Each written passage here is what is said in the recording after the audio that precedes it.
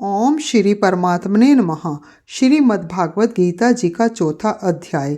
इसके उपरांत श्री कृष्ण महाराज बोले, हे अर्जुन, मैंने इस अविनाशी योग को कल्प के आदि में सूर्य के प्रति कहा था और सूर्य ने अपने पुत्र मनु के प्रति कहा और मनु ने अपने पुत्र राजा इक्ष्वाकु के प्रति कहा।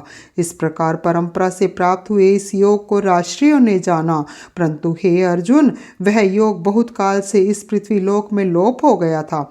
वह ही यह पुरातन योग अब मैंने तेरे लिए वर्णन किया है, क्योंकि तू मेरा भक्त और प्रिय सखा है। इसलिए तथा यह योग बहुत उत्तम और रहस्य अर्थार्थ अति मर्म का विषय है।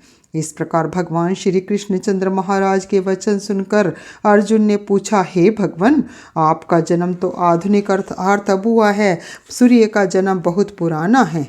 इसलिए इस योग को कल्प के आदि में आपने कहा था, यह मैं कैसे जानूं?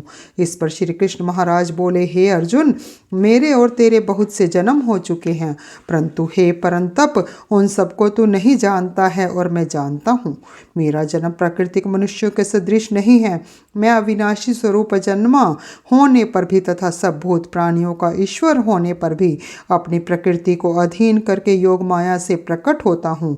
हे भारत, जब जब धर्म की हानि और अधर्म की वृद्धि होती है, तब तब ही मैं अपने रूप को रचता हूँ, अर्थात प्रकट करता हूँ, क्योंकि साधु पुरुषों का उद्धार करने के लिए और दूषित कर्म करने वालों का नाश करने के लिए तथा धर्म स्थापन करने के लिए युग युग में प्रकट होता हूँ। इसीलिए हे अर्जुन, मेरा वह जन्म और कर्म दिव्य अर्थार्थ अलौकिक है। इस प्रकार जो पुरुष तत्व से जानता है, वह शरीर को त्याग कर फिर जन्म को नहीं प्राप्त होता है, किंतु मुझे ही प्राप्त होता है। हे अर्जुन, पहले भी राग, भय और क्रोध से रहित अनन्य भाव से मेरे में स्थिति वाले मेरे शरण हुए बहुत से पुरुष ज्ञान रूप तप से पवित्र हुए मेरे स्वरूप को प्राप्त हो चुके हैं। क्योंकि हे अर्जुन, जो मेरे को जैसे भजते हैं, मैं भी उनको वैसे ही भजता हूँ। इस रहस्य को जानकर ही बुद्धिमान मनुष्यगण सब प्रकार से मेरे मार्ग के अनुसार बरतते हैं। जो मेरे को तत्व से नहीं जानते हैं, वे पुरुष इस मनुष्य लोक में कर्मों के फल को चाहते हुए देवताओं को पूजते हैं और उनके कर्मों से उत्पन्न हुई सिद्धि भी शीघ्र ही होती है, परंतु उनको मेरी प्राप्ति नहीं होती। इसलिए तू मेरे को ही सब प्रकार से भज। हे अर्जुन, गुण और कर्मों के विभाग से ब्राह्मण, क्षत्रिय, वैश्य और शूद्र मेरे द्वारा रचे गए हैं। उनके कर्ता को भी मुझ अविनाशी परमेश्वर को तू अकर्ता ही जान, क्योंकि कर्मों के फल में मेरी स्पृहा नहीं है, इसीलिए मेरे को कर्म लिपायमान नहीं करते। इस प्रकार जो मेरे को तत्व से जानता है, वह भी कर्मों से नहीं बंधता है, तथा पहले होने वाले मुमुक्षु पुरुषों द्वारा भी इस प्रकार जानकर ही कर्म किया गया है। इससे तू भी पूर्वजों द्वारा सदा से किए हुए कर्म को ही कर, परंतु कर्म क्या है और अकर्म क्या है, ऐसे इस विषय में बुद्धिमान पुरुष भी मोहित हैं। इसलिए मैं वह कर्म अर्थात कर्मों का तत्व तेरे लिए अच्छी प्रकार कहूँगा कि जिसको जानकर तू अशुभ अर्थार्थ संसार बंधन से छूट जाएगा। कर्म का स्वरूप भी जानना चाहिए और अकर्म का स्वरूप भी जानना चाहिए तथा निषिद्ध कर्म का स्वरूप भी जानना चाहिए, क्योंकि कर्म की गति गहन है। जो पुरुष कर्म अर्थार्थ अहंकार रहित की हुई संपूर्ण चेष्टाओं में अकर्म अर्थार्थ वास्तव में उनका न होना पना देखें, और जो पुरुष अकर्म में अर्थार्थ अज्ञानी पुरुष द्वारा किए हुए संपूर्ण क्रियाओं के त्याग में भी कर्म को अर्थार्थ त्याग रूप क्रिया को देखें, वह पुरुष मनुष्यों में बुद्धिमान है और वह योगी संपूर्ण कर्मों का करने वाला है। हे अर्जुन, जिसके संपूर्ण कार्य कामना और संकल्प से रहित हैं, ऐसे उस ज्ञान रूप अग्नि द्वारा भस्म हुए कर्मों वाले पुरुष को ज्ञानी जन भी पंडित कहते हैं। जो पुरुष संसारिक आश्रय से रहित सदा परमानंद परमात्मा में तृप्त है, वह कर्मों के फल और संग अर्थार्थ कर्तृत्व अभिमान को त्याग कर कर्म में अच्छी प्रकार बरतता हुआ भी कुछ भी नहीं करता है। जीत लिया है अंतःकरण और शरीर जिसने, तथा त्याग दी है संपूर्ण भोगों की सामग्री। जिसने ऐसा आशा रहित पुरुष केवल शरीर संबंधी कर्म को करता हुआ भी पाप को नहीं प्राप्त होता है। अपने आप जो कुछ प्राप्त हो उसमें ही संतुष्ट रहने वाला और हर्ष शोक आदि द्वंद्वों से अतीत हुआ तथा मत्सरता अर्थात ईर्ष्या से रहित सिद्धि और असिद्धि में समत्व भाव वाला पुरुष कर्मों को करके भी नहीं बंधता है, क्योंकि आसक्ति से रहित ज्ञान में स्थित हुए चित्त वाले यज्ञ के लिए आचरण करते हुए मुक्त पुरुष के संपूर्ण कर्म नष्ट हो जाते हैं। उन यज्ञ के लिए आचरण करने वाले पुरुषों में से कोई तो इस भाव से यज्ञ करते हैं कि अर्पण अर्थात स्त्रुवादिक भी ब्रह्म है और हवि अर्थात हवन करने योग्य द्रव्य भी ब्रह्म है और ब्रह्म रूप अग्नि में ब्रह्म रूप कर्ता के द्वारा जो हवन किया गया है वह भी ब्रह्म ही है। इसीलिए ब्रह्म रूप कर्म के में समाधिस्थ हुए उस पुरुष द्वारा जो प्राप्त होने योग्य है वह भी ब्रह्म ही है। और दूसरे योगी जन देवताओं के पूजन रूप यज्ञ को ही अच्छी प्रकार उपासते हैं अर्थात करते हैं और दूसरे ज्ञानी जन पर ब्रह्म परमात्मा रूप अग्नि में यज्ञ के द्वारा ही यज्ञ को हवन करते हैं। अन्य योगी जन श्रोतादिक सब इंद्रियों को संयम अर्थात स्वाधीनता रूप अग्नि में हवन करते हैं अर्थात इंद्रियों को विषयों से रोक कर अपने वश में कर लेते हैं।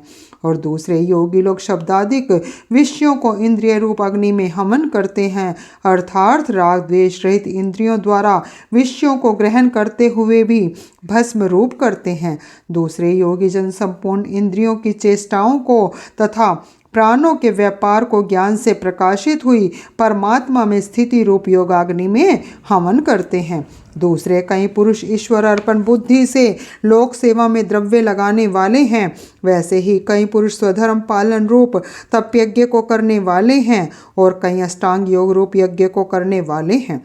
और दूसरे अहिंसादि तीक्ष्ण व्रतों से युक्त यतनशील पुरुष भगवान के नाम का जप तथा भगवत प्राप्ति विषयक शास्त्रों का अध्ययन रूप ज्ञान यज्ञ के करने वाले हैं। दूसरे योगी जन अपान वायु में प्राण वायु को हवन करते हैं, वैसे ही अन्य योगी जन प्राण वायु में अपान वायु को हवन करते हैं तथा अन्य योगी जन प्राण और अपान की गति को रोककर प्राणायाम के परायण होते हैं। दूसरे नियमित आहार करने वाले योगी जन प्राणों को प्राणों में ही हवन करते हैं।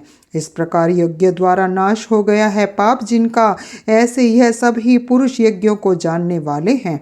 हे कुरुश्रेष्ठ अर्जुन, यज्ञों के परिणाम स्वरूप ज्ञानामृत को भोगने वाले योगी जन सनातन पर ब्रह्म परमात्मा को प्राप्त होते हैं और यज्ञ रहित पुरुष को यह मनुष्य लोग भी सुखदायक नहीं है, फिर परलोक कैसे सुखदायक होगा।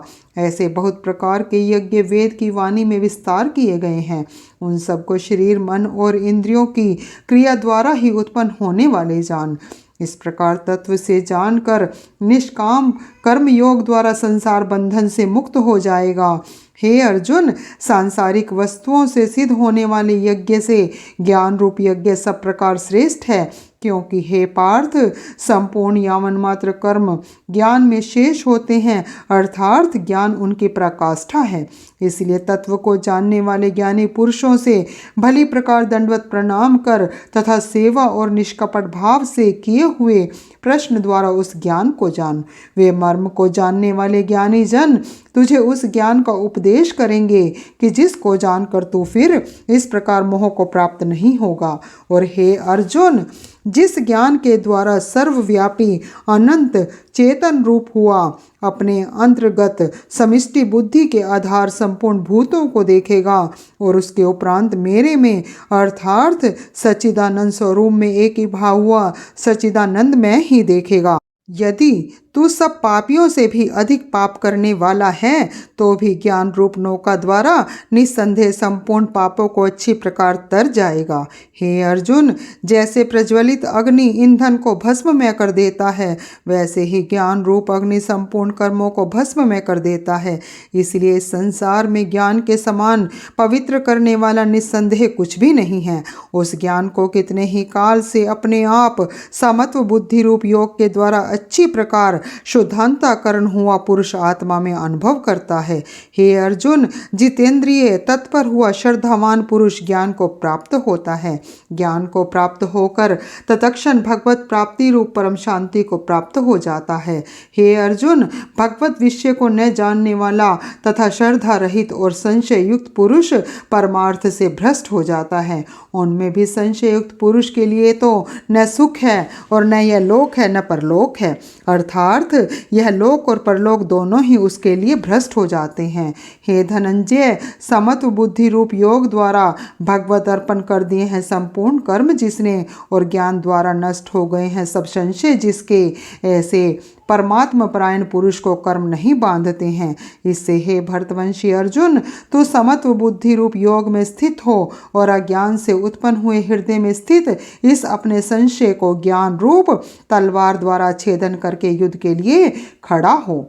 इति श्रीमद्भागवत गीता रूपी उपनिषद एवं ब्रह्म विद्या तथा योग शास्त्र विषयक श्री कृष्ण और अर्जुन के संवाद में ज्ञान कर्म संन्यास योग नामक चौथा अध्याय। जय श्री कृष्ण।